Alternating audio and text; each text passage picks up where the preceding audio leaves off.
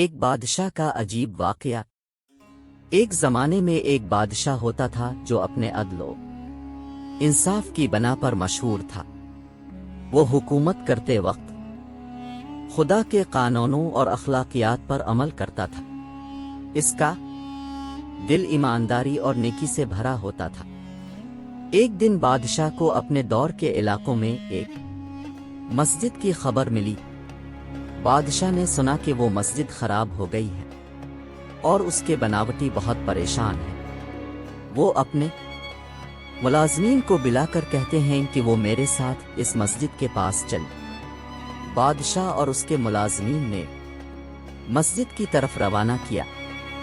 جب وہ وہاں پہنچے تو دیکھا کہ مسجد بالکل ٹوٹی پھوٹی ہوئی ہے۔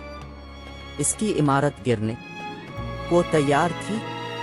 بادشاہ کی اندرونی روح دکھ گئی۔ اس نے سوچا کہ میں اس مسجد کی مرمت کروں گا۔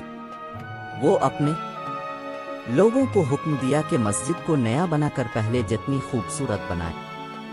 اس نے ان کو کہا کہ بکنا لازم ہو، خرچہ کرو۔ ملازمین نے بادشاہ کے حکم کے مطابق کام شروع کر دیا۔ وہ مسجد کو نیا بنانے کے لیے سب کچھ کر رہے تھے۔ یہ دیکھ کر ایک غریب کندھے پہ مٹی لے کر آیا اور مسجد میں داخل ہوا۔ وہ نے بادشاہ کو دیکھا اور دیکھ کر کہا، اسے بادشاہ میں ایک غریب مزدور ہوں اور میں بہت غریب ہوں۔ مجھے کچھ کام چاہیے تھا۔ میں نے سنا ہے کہ تم اس مسجد کو نیا بنا رہے ہو۔ کیا تم مجھے کچھ کام دے سکتے ہو؟ بادشاہ نے اس غریب کو دیکھا اور دل میں ایک ممور خیال آیا۔ بادشاہ نے کہا، تو یہاں آیا کیوں ہے؟ کیا تو مسجد کو بنا رہا ہے؟ غریب نے ہمت کی اور کہا، جی ہاں بادشاہ، میں نے یہ سوچا کہ چونکہ میں مزدور ہوں اور میرے پاس اتنے پیسے نہیں ہیں تو میں اس مسجد کی مرمت کا کام کروں گا۔ میں یہاں آیا ہوں تاکہ تم مجھے کچھ کام دو۔ بادشاہ کو اس غریب کی نیک نیت پر احساس ہوا۔ اس نے کہا، تو یہاں آ کر مجھ سے کام لینے کے لیے بہترین فرصت پکڑ لی ہے۔